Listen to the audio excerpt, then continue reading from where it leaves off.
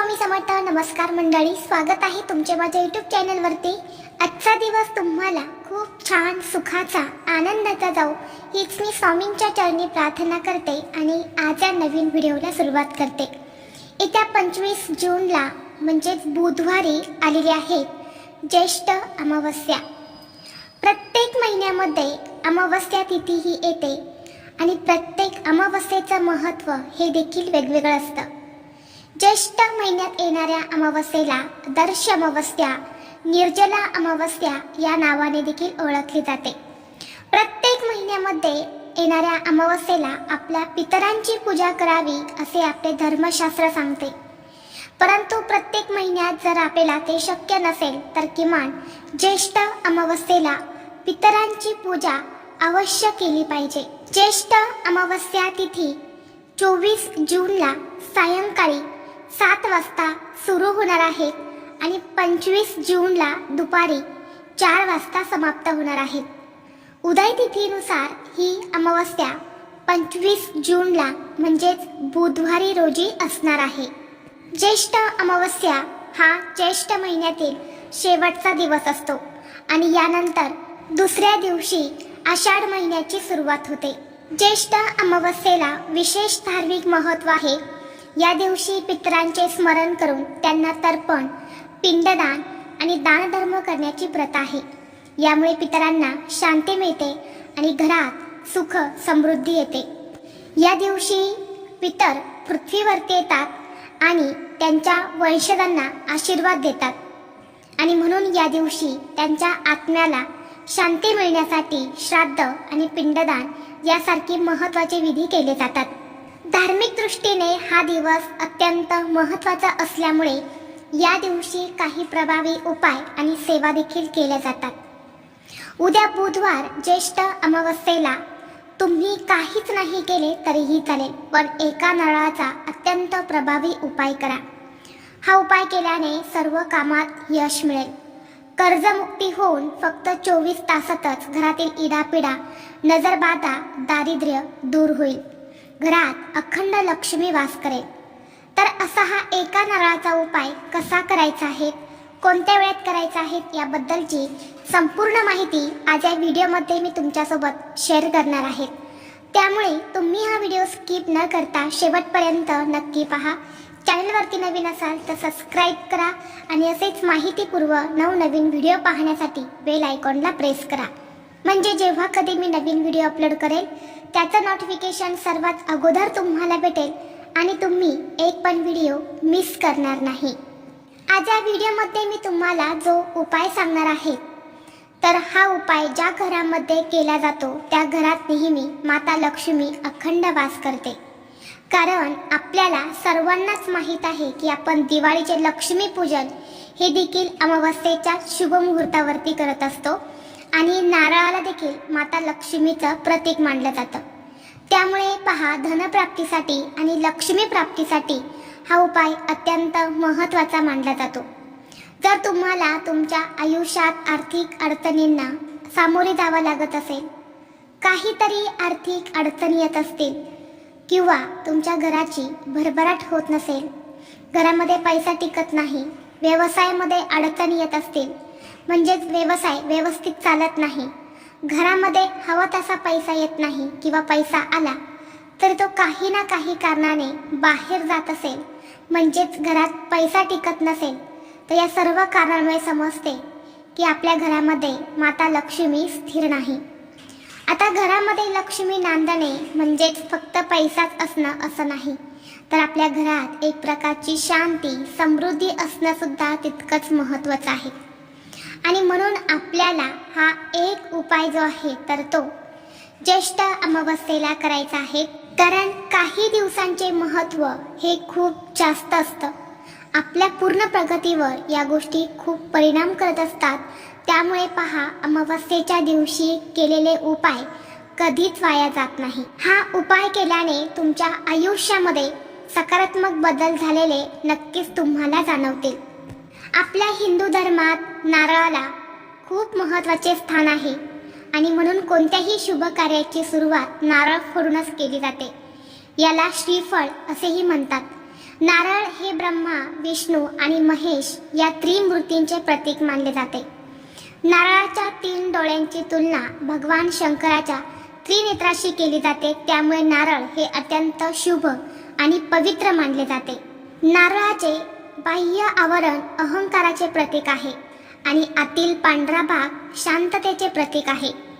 नारळ फोडणे म्हणजेच अहंकार त्याग करणे असे मानले जाते आणि म्हणून दर अमावस्येला आपल्या घरामध्ये नारळ हा आवर्जून फोडला जातो. जर तुम्हाला सतत पैशांच्या आर्थिक अडचणी येत असतील, आलेला पैसा तुमच्याकडे टिकत नसेल, तुमच्या कष्टाला आणि मेहनतीला यश मिळत नसेल, कोणतीही गोष्ट तुमच्या मनासारखी घडत नसेल, सतत तुम्हाला इतर लोकांकडून उसने पैसे घेण्याची वेळ येत असेल किंवा तुमच्यावरती एखादं कर्ज आहे, त्या कर्जातून लवकरात लवकर मुक्ती होण्यासाठी तुम्हाला एक उपाय करायचा आहे. उपाय करण्यासाठी तुम्हाला एक नारळ लागणार आहे. नारळ घेताना ज्यामध्ये पाणी असेल असा एक चांगला नारळ तुम्हाला घ्यायचा आहे. सर्वप्रथम तुमच्या देवघरामध्ये एक दिवा लावायचा आहे. धूप दीप अगरबत्ती लावून तुम्हाला वातावरण हे प्रसन्न करायचं आहे.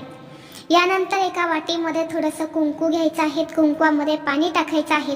त्याचा गंध तयार करून त्या कुंकवाने त्या नारळावर तुम्हाला एक स्वस्तिक काढायचं आहे.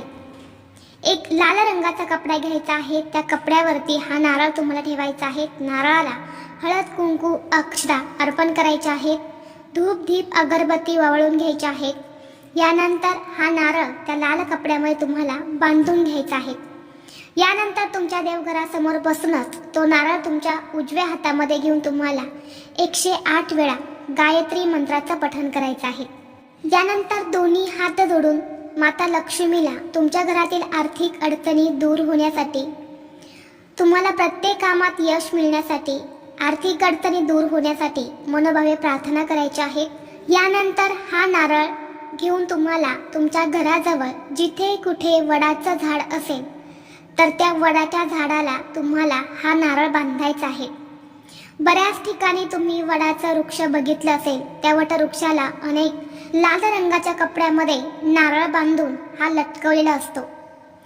तर अमावस्येला जर आपण वटवृक्षाला असा नारळ बांधला तर आपल्या आर्थिक अडचणी दूर होतात आणि देवी लक्ष्मी ही आपल्यावरती प्रसन्न होते. घरात सुख समृद्धी नांदू लागते. तसेच घरातील इडापिडा, नजरबाधा हे देखील दूर होते. त्याचबरोबर तुमच्या आयुष्यामध्ये सतत अडचणी येत असतील, एकामागून एक संकट येत असेल, त्यामुळे तुमची महत्त्वाची कामं पूर्ण होत नसेल, सतत तुम्हाला अपयशाचा सामना करावा लागत असेल, कोणतीही गोष्ट तुमच्या मनासारखी घडत नसेल, तर तुम्हाला या अमावस्येच्या दिवशी एक नारळ घ्यायचा आहे. नारळ घेताना सुका असावा, म्हणजे त्या नारळामध्ये पाणी नसावं, असा एक नारळ तुम्हाला घ्यायचा आहे. हा नारळ घेऊन तुम्हाला तुमच्या घराजवळ जिथं कुठं वाहते पाणी आहे, नदी आहे, तर तिथे जायचं आहे. नारळ हा दोन्ही हातामध्ये धरायचा आहे. माता लक्ष्मी, भगवान विष्णूंचं नामस्मरण करायचं आहे. तुमच्या आयुष्यात ज्या काही अडचणी आहेत, जी काही दुःख आहेत, जी काही संकट आहेत, तर ती या नारळासोबतच वाहून जाऊ दे आणि सुख समृद्धी प्राप्त होऊ दे अशी मनोभावे प्रार्थना करून हा नारळ तुम्हाला वाहत्या पाण्यामध्ये सोडायचा आहे. असं म्हणतात की ज्येष्ठ अमावस्येला जर आपण असा सुक्का पाणी नसलेला नारळ हे वाहत्या पाण्यात सोडलं तर आपल्या आयुष्यातील अडचणी देखील दूर होतात. त्याचबरोबर पुढचा उपाय हा आपण प्रत्येक अमावस्येला करत असतो, तो म्हणजे कर्पूर होम. जर 21 दिवस आपण सलग कर्पूर होम आपल्या घरात केला तर आपल्या घरातील वास्तुदोष, पितृदोष, नजरबाधा, इडापिडा, दरिद्री ही निघून जाते आणि आपल्या कुटुंबाची दिवसेंदिवस प्रगती व्हायला सुरुवात होते. जर तुमच्या घरामध्ये सतत वाद विवाद, क्लेश, भांडणे होत असेल, आजारपण असेल, नकारात्मकता असेल, तुमच्या घराला पितृदोष लागलेला असेल, तर तुम्हाला या ज्येष्ठ अमावस्येपासून 21 दिवस कर्पूर होम करायचा आहे. कर्पूर होम हा संध्याकाळी करायचा आहे. सायंकाळी 7 वाजल्यानंतर रात्री तुम्ही 12 वाजेपर्यंत कधीही करू शकता. कर्पूर होम करण्यासाठी सर्वप्रथम देवघरामध्ये दिवा, धूप, दीप लावून घ्यायची. यानंतर एक नारळ घ्यायचा आहे. नारळ हा तुम्हाला एका प्लेटमध्ये ठेवायचा आहे. यानंतर तुम्हाला 7 कापराच्या वड्या घ्यायच्या आहेत. भीमसेनी कापूर असेल तर अतिशय उत्तम, नसेल तर साधा तुम्हाला कापूर घ्यायचा आहे. यानंतर सर्वप्रथम तुम्हाला 1 कापराची वडी त्या नारळावरती ठेवायची आहे. नारळाची शेंडी ही देवाकडे असेल अशा पद्धतीने तुम्हाला 1 कापराची वडी त्या नारळावरती ठेवून जाळायची आहे. जेव्हा ही कापराची वडी तुम्ही जाळणार आहे तेव्हा तुम्हाला महामृत्युंजय मंत्राचा जप करायचा आहे किंवा 999 मंत्राचा जप करायचा आहे. 1 कापराची वडी संपत आली की पुन्हा दुसरी कापराची वडी ठेवायची. असे तुम्हाला एक एक करून 7 कापराच्या वड्या त्या नारळावरती जाळायच्या आहेत. जर तुम्ही हा उपाय 21 दिवस करणार असेल तर 21 दिवस तुम्हाला तो नारळ तोच वापरायचा आहे. जर नारळाला तडा गेला तर तो नारळ तुम्ही प्रसाद म्हणून खाऊ शकता किंवा वाहत्या पाण्यावर तुम्ही विसर्जित केला तरीही चालेल आणि पुन्हा दुसऱ्या दिवशी तुम्ही नवीन नारळ घ्यायचा आहे. अशा पद्धतीने तुम्हाला हा कर्पूर होम जो आहे तर तो करायचा आहे. जर 21 दिवस तुम्हाला शक्य नसेल तर फक्त तुम्ही अमावस्येला हा कर्पूर होम घरामध्ये केला तरीही चालेल. याचे खूप चांगले परिणाम जे आहेत तर ते आपल्या घरामध्ये बघायला मिळतात. घरातील सर्व इडापिडा अडचणी ज्या आहेत तर त्या निघून जातात आणि घराकडे देवी लक्ष्मी ही आकर्षित होते. त्याचबरोबर आपल्या घरातील सदस्यांना काही दोष लागलेले असेल, काही नजरबाधा झालेली असेल, करणी बाधा केलेली असेल तर या दिवशी 1 नारळ घ्यायचा आहे. त्या नारळावरती शेंदुराने त्रिशूळ काढायचा आहे आणि हा नारळ आपल्या घरातील प्रत्येक व्यक्तीवरून तुम्हाला ज्या प्रकारे घड्याळाचा काटा फिरतो त्या प्रकारे 3 वेळा ववाळून घ्यायचा आहे. नारळ हातात घेताना नारळाची शेंडी ही पुढच्या दिशेला असेल अशा पद्धतीने तुम्हाला हा नारळ घेऊन आपल्या घरातील प्रत्येक व्यक्तीवरून हा उतारा करायचा आहे. आपल्या घराच्या मुख्य दरवाजावरून सुद्धा हा नारळ तुम्हाला उतरवून घ्यायचा आहे आणि यानंतर हा नारळ आपल्या घराच्या मुख्य दरवाजाच्या बाहेरच तुम्हाला फोडायचा आहे आणि फोडल्यानंतर त्या नारळाचे 2 भाग जे आहेत तर ते आपल्या घराच्या मुख्य दरवाजाच्या बाहेरच्या साईडने डाव्या आणि उजव्या साईडला ठेवायचे आहेत. दुसऱ्या दिवशी तो नारळ तुम्ही निर्माल्यामध्ये टाकू शकता. तर अशा पद्धतीने सुद्धा एक उपाय तुम्ही करू शकता. तर असे अत्यंत प्रभावी नारळाचे उपाय जे आहेत तर ते तुम्हाला ज्येष्ठ अमावस्येला करायचे आहेत. व्हिडिओ तुम्हाला आवडला तर लाईक करा, चॅनलवरती नवीन असाल तर सबस्क्राईब करा आणि हा व्हिडिओ आपल्या मित्रपरिवारासोबत जास्तीत जास्त शेअर करा. चला तर मग भेटू असंच पुढल्या एका नवीन व्हिडिओमध्ये. तोपर्यंत सर्वांना श्री स्वामी समर्थ.